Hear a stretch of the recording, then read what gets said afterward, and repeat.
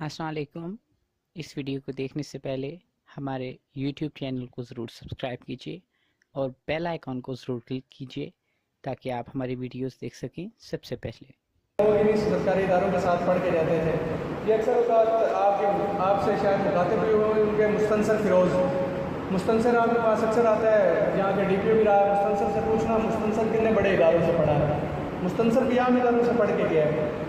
बहुत सारे लोग जो मैनेजरियल लेवल पे और बहुत सारे लोग जो एग्जेक्टिव लेवल पे, बहुत आला ओहदों पे आप कह लें, बहुत आला ओहदों पे ऐसे लोग बैठे हुए हैं जो सरकारी इदारों से पढ़ के गए।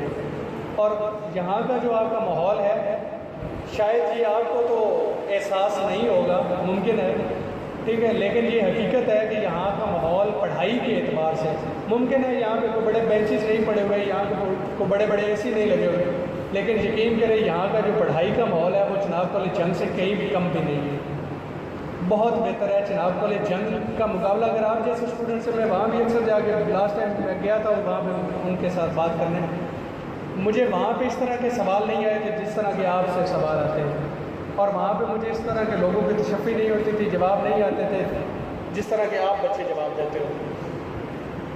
आपका स्टाफ आपके साथ मेहनत कर रहा है और ये स्टाफ चनाब कॉलेज के स्टाफ से